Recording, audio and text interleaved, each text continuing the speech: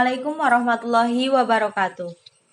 Perkenalkan kami dari Angkatan 1 Kelompok 1 dengan Coach Ranti Sofiantini SSI MAP, Ketua Jana Rizkiana, anggota Agus Wibowo, Dian Novianti, dan Ahmad Baihaqi. Kami akan menganalisis isu kontemporer tentang korupsi. Korupsi adalah salah satu masalah paling serius yang merusak sendi-sendi dasar sistem politik dan ekonomi di hampir semua negara. Ia juga mengancam keberlangsungan dan peningkatan pencapaian pembangunan. Di banyak tempat, korupsi telah mengambil bentuk yang beragam, mulai dari apa yang disebut sebagai petty corruption yang sering ditemui dalam kehidupan sehari-hari. Korupsi birokratik sampai dengan korupsi di kalangan dunia usaha. Dalam kuliah ini, korupsi dikaji dalam kaitannya dengan sistem politik. Inilah korupsi politik yang pada umumnya terjadi saat penetapan keputusan di tingkatan tertinggi sistem politik sebuah negara. Korupsi dapat terjadi karena apa? Korupsi biasanya terjadi karena adanya niat dan kesempatan bertemu. Niat berawal dari kehendak individu itu sendiri. Sedangkan kesempatan untuk korupsi biasanya dipengaruhi oleh adanya sistem yang keliru. Sehingga terjadilah korupsi, entah itu terpaksa, memaksa, maupun dipaksa. Baik banyak atau sedikit. Secara individual, aspek mana yang bisa kita lakukan untuk mencegah terjadinya korupsi? Korupsi merupakan tindak penggelapan yang merugikan keuangan negara.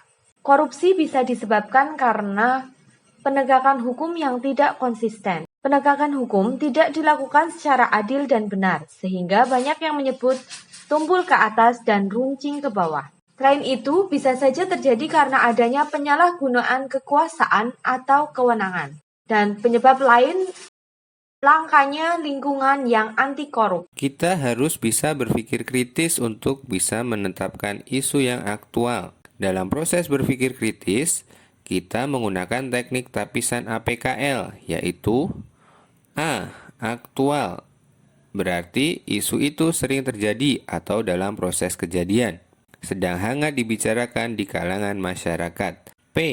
Problematik, maksudnya isu itu memiliki dimensi masalah yang kompleks sehingga perlu dicarikan segera solusinya. K. Kehalayakan, isu itu menyangkut hajat hidup orang banyak secara langsung. Dan yang terakhir L.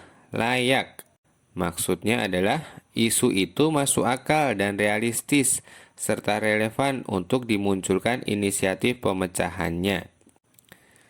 Dalam tema yang sudah kami pilih, yaitu tentang korupsi, ada 3 isu utama.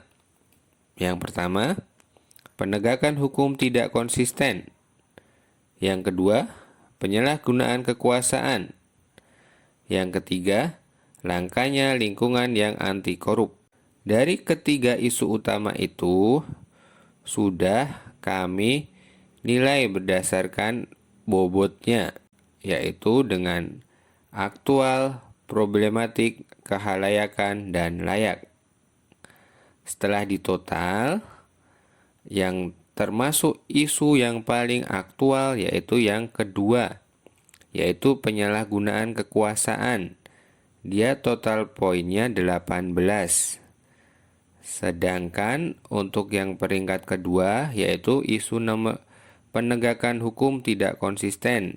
Dan yang terakhir, langkanya lingkungan yang anti korup. Jadi kami sepakati bahwa isu yang akan kita angkat yaitu tentang penyalahgunaan kekuasaan.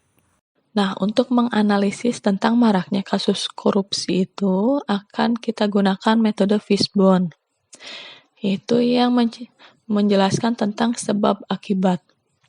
Dalam maraknya kasus korupsi ini ada beberapa sebab utama. Yang pertama, individu.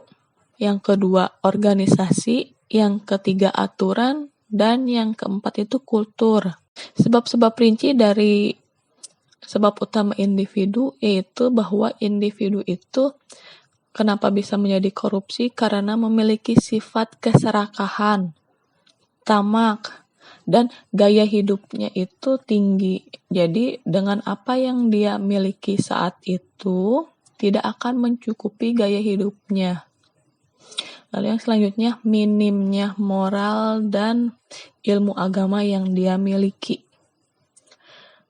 Sebab utama yang kedua yaitu organisasi. Nah, dalam organisasi ini kepemimpinan atau sifat pemimpin itu adalah hal yang utama. Jika saja pemimpinnya korupsi, apalagi bawahannya.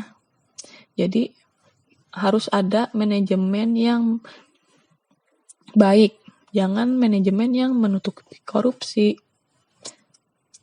Lalu sebab utama yang selanjutnya adalah aturan.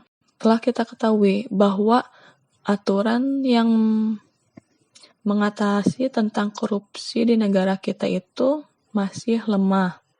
Banyak juga yang bilang bahwa hukum di negara kita itu lancip ke bawah tapi tumpul ke atas. Lalu sebab utama yang selanjutnya adalah kultur. Jadi karena semakin banyaknya korupsi di negara kita ini, maka hal seperti itu tuh seperti sudah dianggap biasa aja gitu. Jadi dianggap lumrah. Jadi maraknya kasus korupsi ini terdiri dari 4 sebab utama itu ya. Alternatif pemecahan masalah korupsi: yang pertama, perbaikan sistem; yang kedua, perbaikan manusia. Perbaikan sistem yaitu pertama, kita harus memperbaiki perundangannya; yang kedua, memperbaiki reformasi birokrasinya; yang ketiga, menegakkan etika profesi dan tata tertib lembaga; dan yang keempat, penerapan prinsip good governance. Kemudian kita juga harus memperbaiki manusianya, seperti memperbaiki moral, meningkatkan kesadaran hukum, mengentaskan kemiskinan, serta memilih pemimpin yang bersih, jujur, dan anti korupsi.